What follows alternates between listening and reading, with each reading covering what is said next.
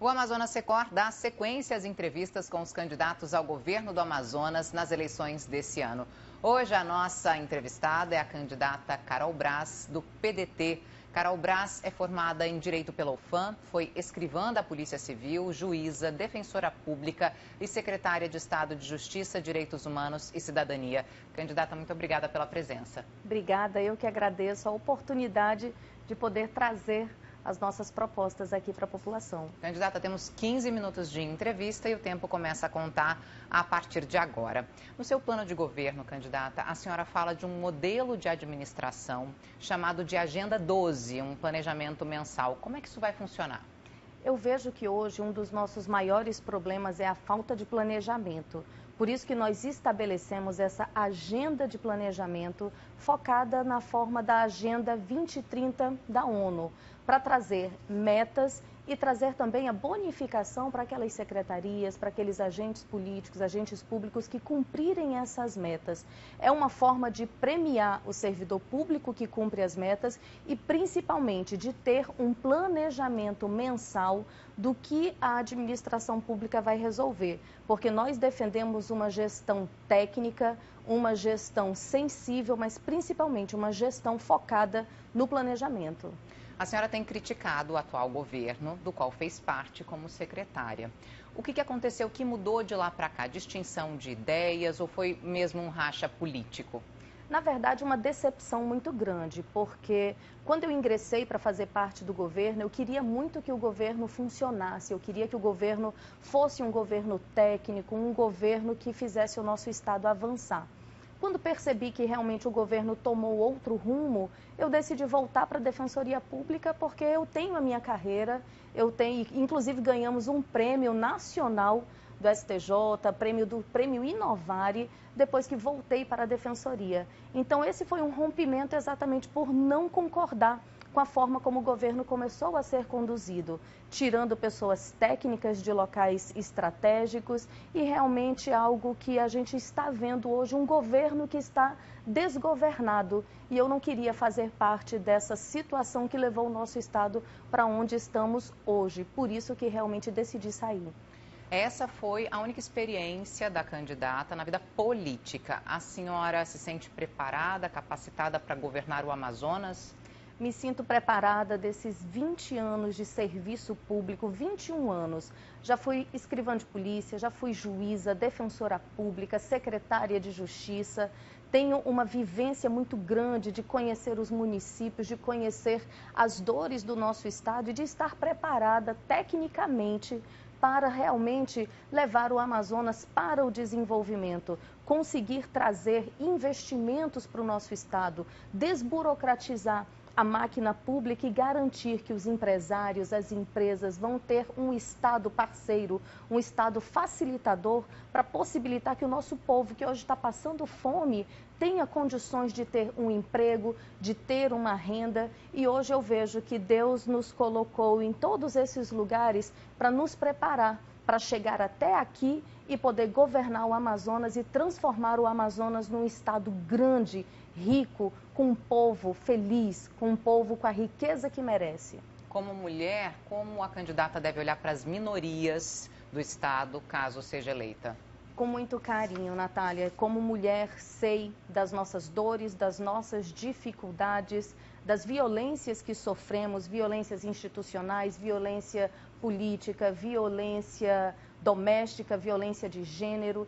Então, hoje eu me coloco como uma representante feminina para trazer esse toque feminino, esse olhar da mulher para a gestão. E governos liderados por mulheres são governos que realmente dão mais investimento para a área social, para a área de saúde e para a área de educação. Porque, no fundo, é a mulher que leva as crianças para a escola, a mulher sabe como é precisar de um serviço de saúde. Então, como mulher, represento as mulheres, mas trabalho para todos, para homens e mulheres terem um Estado com serviços de qualidade, um Estado com oportunidade para todos, homens e mulheres. A candidata citou a violência, eu queria falar de segurança pública. Dados da SSP mostram, por exemplo, um aumento de mais de 30% no número de estupros nos 5 primeiros meses desse ano, na comparação com o ano passado. Como trazer mais segurança para o cidadão amazonense? Essa situação é muito triste porque hoje nós temos delegacias fechadas aos finais de semana, não temos mais os plantões. Nós vamos reestruturar dentro da nossa agenda de planejamento ações de curto prazo, reorganizando a administração das polícias civil e militar, a médio prazo, contratando, ou seja, a partir de concurso para termos mais policiais para poder trazer esse efetivo de segurança pública e investindo, Natália, em tecnologia. Precisamos estar à frente da criminalidade, com equipamentos de segurança, com um policial satisfeito, um policial que tenha respeitada a sua database, os seus escalonamentos, tudo aquilo que está previsto em lei para os policiais. Eu, como governadora, sou uma governadora que venho da Justiça e, vindo da Justiça, me comprometo com todos os servidores públicos a cumprir a lei e com a população trazer essa segurança já a curto prazo, reestruturando, e a médio prazo com a ampliação da estrutura das nossas polícias. Isso prevê a contratação de mais agentes de segurança, concursos Sim, públicos? Por meio de concursos públicos para que a gente possa ter um efetivo na capital e no interior.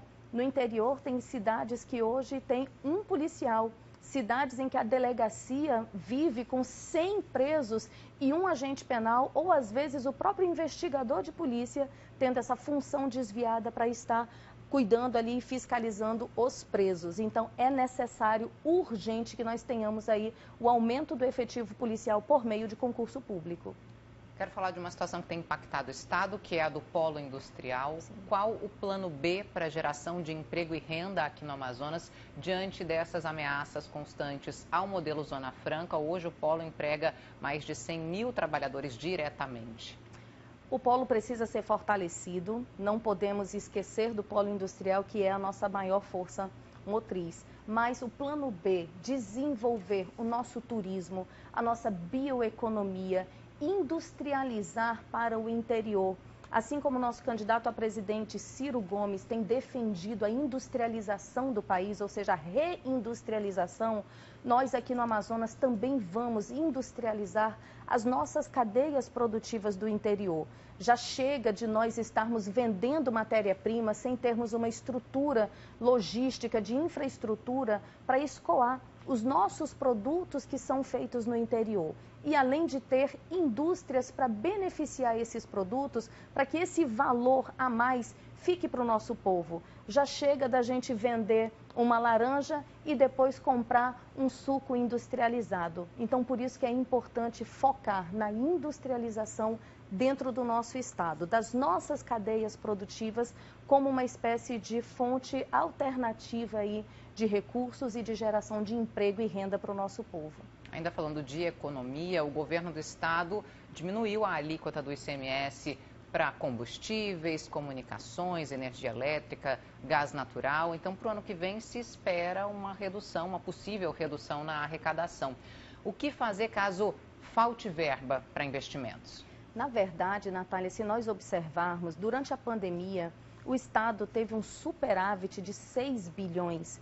Então, a questão do nosso Estado não tem sido a falta de recursos. O nosso problema hoje é a má aplicação dos recursos existentes. Então, se você observar, houve uma mudança no ICMS que sacrificou o nosso contribuinte das contas de energia e trouxe um incremento para os cofres públicos de mais de 400 milhões de reais, sacrificando o nosso povo que hoje paga uma conta de energia extremamente alta, uma das mais altas do país. Então, hoje o problema não é recurso, o problema é aplicar esses recursos da forma correta. Por isso que nós estamos aqui, mostrando como vamos aplicar esses recursos de forma ética, de forma transparente, responsável e principalmente colocando o ser humano em primeiro lugar. A geração de renda, a geração de emprego, a possibilidade de que o nosso cidadão amazonense que mora num estado tão rico tenha condições de colocar a sua comida na mesa. A candidata falou da pandemia, eu queria falar sobre saúde, que é um setor que sofreu, ainda sofre. O Amazonas foi manchete no mundo inteiro, com pessoas morrendo por falta de oxigênio. Quais as propostas para esse setor tão fundamental? Nós temos, Natália, essa proposta de curto, médio e longo prazo.